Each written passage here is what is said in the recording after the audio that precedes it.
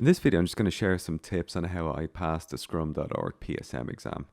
Now, I did about 2 weeks study and I got a 91.3%, and that is just over the pass rate of 85%. So it's quite a tricky exam to pass. And I'll just go through a couple of things of what I did. So the number one useful guide is the Scrum guide here.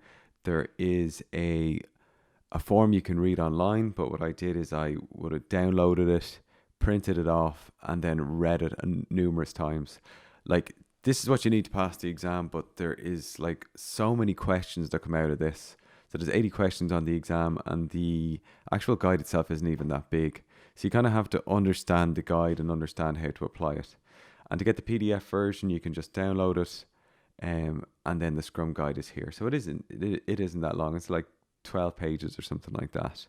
And the main part of the Scrum guide where questions came from, it was probably, we had a little bit on Scrum theory. A lot of questions come from the Scrum team, is what member does what member doesn't do what.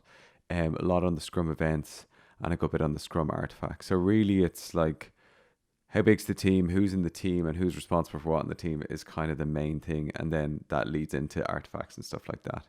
So there's a Scrum guide audio version. I'll leave the link down below. I downloaded this and listened to it a few times. Like, you probably retain a lot more than when you read the PDF version of the Scrum guide. And like, I was just going on walks my baby and listening to this, and it was like, it was grand. Like, I think this guide, it was super important. On Scrum.org itself, there is a knowledge base, and there's some training out on this. So you can find training for Scrum, and then there is like an open assessment called Scrum.org. I didn't find that super useful. I'll go through that in a second, but this is how you buy the exam. You go in certification, you press buy, and it's $150 a pop.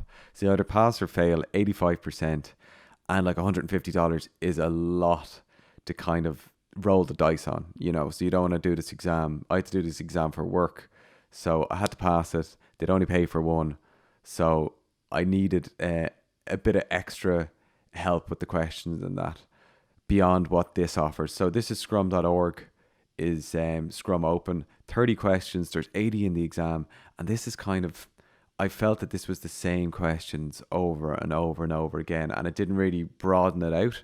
So I don't think Scrum Open on its own and doing questions here, these 30 questions over and over again, is enough to pass the exam. I didn't feel like I was anyway. So I went on a couple of forums, and I found a better exam simulator. So this is mplaza exam simulator. This has the full 80 questions, and I think it pulls from about 265. It cost me €23, which I thought was a good investment against the €150 or the $150 I would have lost of doing the exam over and over again. So this is what they give you a mock exam for free, which is 12 questions, so you can go in there and see what it's about. But I can show you the actual exam that you pay for now. So this is the exam dashboard that I've paid for, and you can see I did loads of these, but these are the last 4. So when I was getting up about 90% on this, I said, right, grand, time to take the exam. And this simulates the exam in real time. So exactly how the exam is set out. So 80 questions you need to answer in 60 minutes, and you need to get 85%. So quite challenging. But if you do this exam enough times, you're getting over 90, it should be doable. So with this, I'll just show you what the questions are laid out like. I'm just going to answer this question wrong and finish the exam. And then this will show, this gives you detailed feedback and tells you what your wrong answers were, and and gives you a bit of guidance on what the right answer is. Obviously, they want you to buy another course here, which I didn't.